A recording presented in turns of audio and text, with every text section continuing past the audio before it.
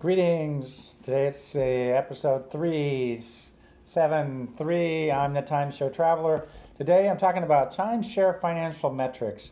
And really what this is about for me is finding financially sound timeshare. So if you're going to spend the money on a timeshare, even if it's a used timeshare, you want to make sure you've got stuff. So what I did is I took advantage of Google's AI to canvas the internet and give me back the results, and it's based off, it looks like based off sound information. It looked at reports and various other things. So the questions I asked her were, which timeshares are gaining the most members? And then they'll break down why in these cases.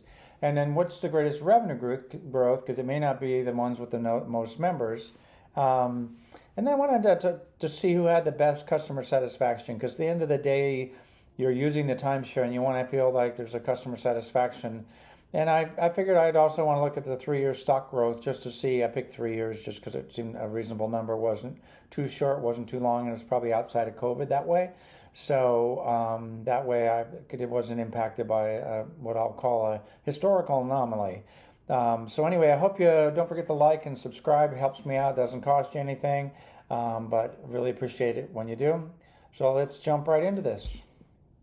Okay, timeshares gaining the most members, and this was over a 3-year period. I did the search for that.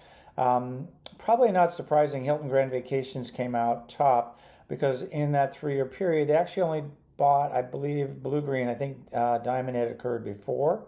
But I think having those acquisitions did kind of give them a boost up with the number of locations and things like that. So they have over 525,000. The interesting thing I thought was it highlighted the fact that they're after the adoption of millennials and Gen X, so they're actually moving beyond baby boomers like myself to the next generation and targeted marketing. So they're not just thinking, I've got these new members, but they're thinking, how do I get the next set of new members, and trying to move ahead of the competition. And I think that's why they came out as gaining the most in spite of just, beyond just the acquisitions. Interesting, number 2 came back. They didn't have a specific number, but it was the largest membership base, they said. So that means it must be more than 525,000. But they have over 220 locations, and they're growing organically. So their whole growth strategy is to grow organically. And then coming in third was Marriott Vacation Clubs, and they had about 400,000 members. And they had bought ILG and Welk, and recently brought those in. They bought also the Vistana, that which had happened, but that was quite a while ago. That was in 2018 or even before it was before the pandemic. What's driving them is the highly sought after brand by millennials and Gen X's, as well as older customers. So they seem to have I think probably the best brand recognition, which is driving them there. So you've got acquisition aggressiveness, you've got grow your base. They're probably also, Wyndham is the least expensive of the 3, and then you got Marriott Vacation Club, just raw brand recognition.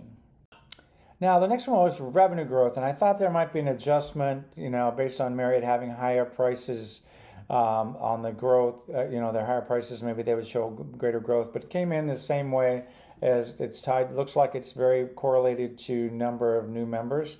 Hilton Grand Vacations is now the largest as far as revenue at $5.18 billion. The integration of Blue Green is really doing, it's not just the acquisition, but it's the integration into the rest of the program so that more people do it and it gives them more things to sell.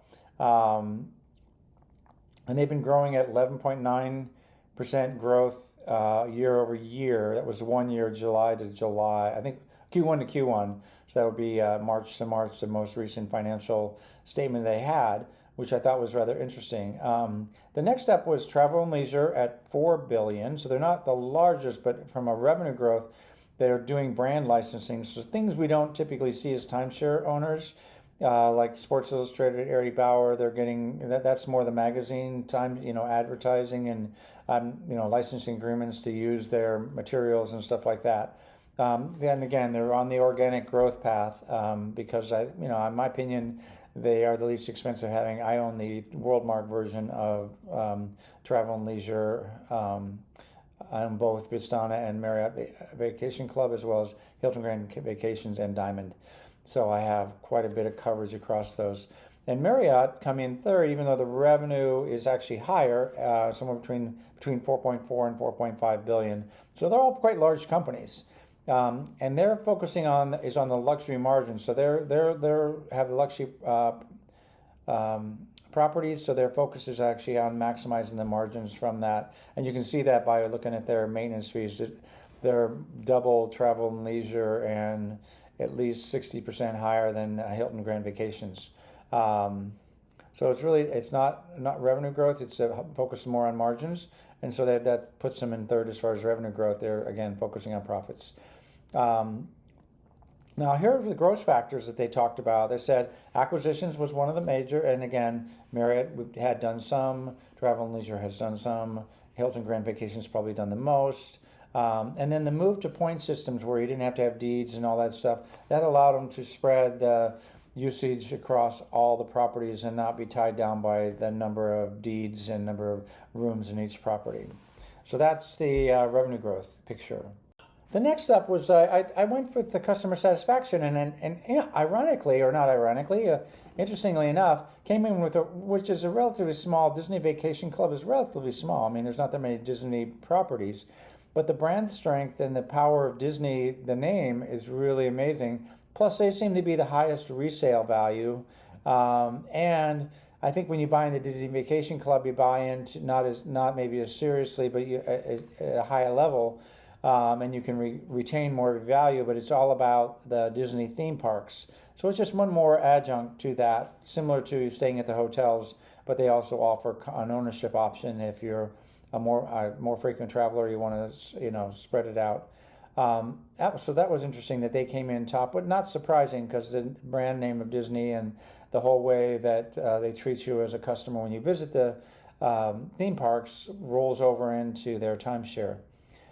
Second up was Hilton Grand Vacations, and interestingly enough, they were considered best for flexibility. A third-party travel rated them at 90% satisfaction, and then part of that was driven by their seamless allow points to converted to hotels, and some of their high-end hotels.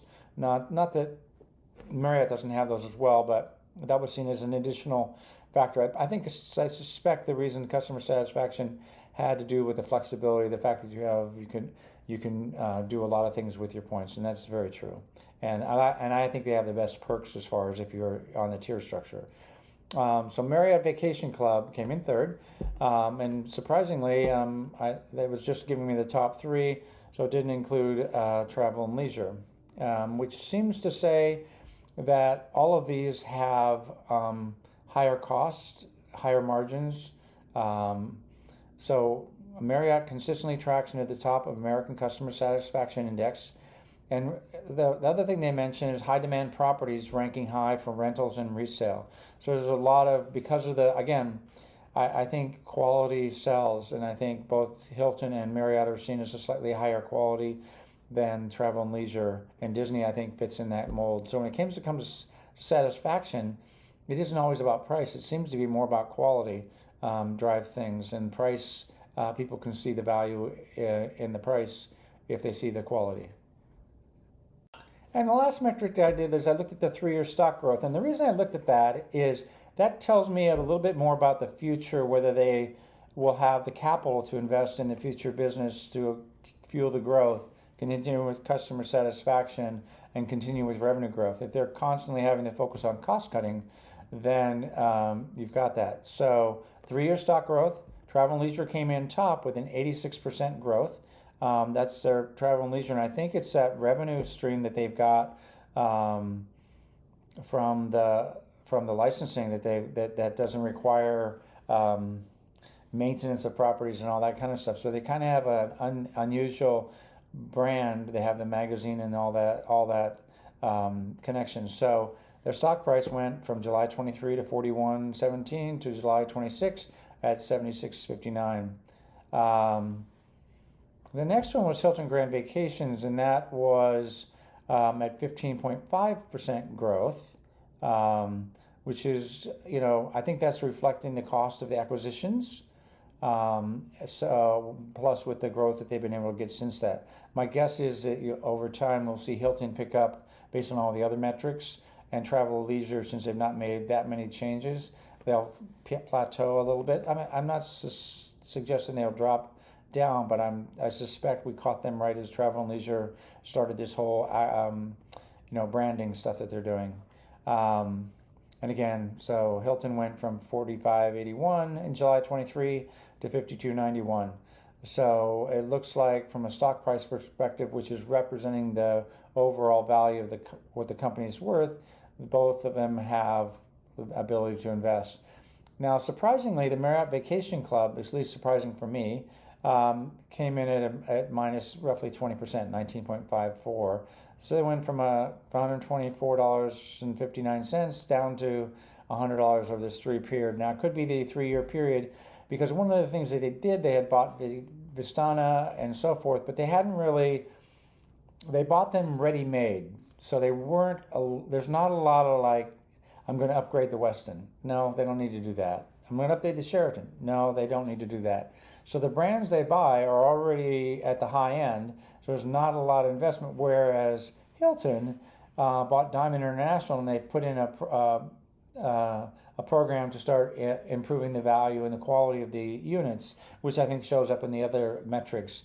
And I would look at this as similar. I'm a real estate investor, so I think of it through the lens of a real estate investor. You got the travel and leisure who did their acquisitions, and now they're maximizing what revenue they can get from it. Hilton is now had purchased those things, and they're fixing them up. So it's like the buy the house and sweat equity, fix it up.